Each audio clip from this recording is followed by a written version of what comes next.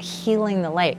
That's what it comes down to, is we need to heal a lake that has been declining for about 150 years. Born from a shared love of the water, the Guardians of Nicola Lake and Watershed is a newly formed society dedicated to protecting the lake as blue-green algae quietly threaten its fragile balance. Stretching 22 kilometers, Nicola Lake is an integral part of the surrounding communities, and to those who've lived by its shores for decades, the blooms have become an unsettling sight, appearing more often and with growing intensity. It seems to have changed its character. All of a sudden it's thick, it's got that heavy green, it coagulates on the water. It is a real problem. So this year I think the startling thing was the fact that some dogs died when that thick bloom showed up. On June 30th, a dog named Romy died less than an hour after entering the lake. It wasn't the blue-green algae itself that killed him, but the deadly toxins it produced. The algae, known as cyanobacteria, has existed since the dawn of life on Earth. Today, scientists agree that climate change and warmer temperatures play a major role in bloom outbreaks. But on its own, the bacteria isn't a problem. The real concern begins when it starts producing toxins, and what triggers that is still unclear. People have lots of theories on why these algae can produce a whole range of different types of toxins. It may be heat stress from the warm. It may be related to the nutrients present in the lake or river where they're being produced. It may be the phase of the moon. Whether they produce the toxins, I think, is still up for debate.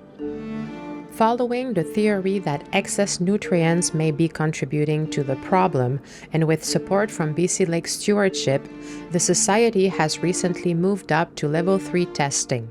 This means volunteers will now receive training and equipment to monitor these nutrients and potentially uncover how they are entering the lake.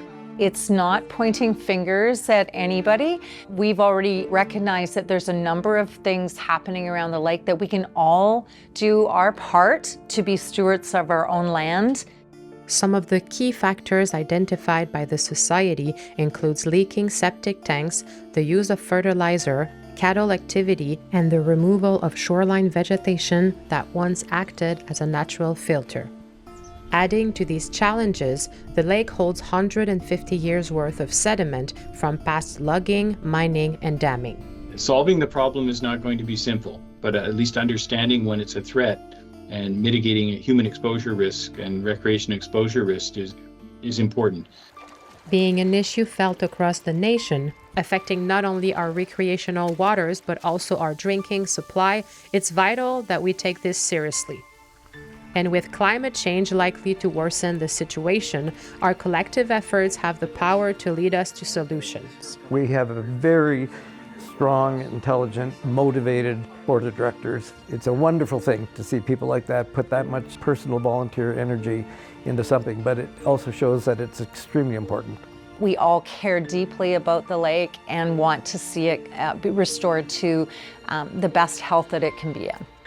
For more on the Guardians of Nicola Lake and Watershed, visit Stewards of Nicola Lake on Facebook. And to learn about Professor Gill's groundbreaking algae toxin testing method, go to news.viu.ca. At Nicola Lake, Lydia Frederick, Rogers TV.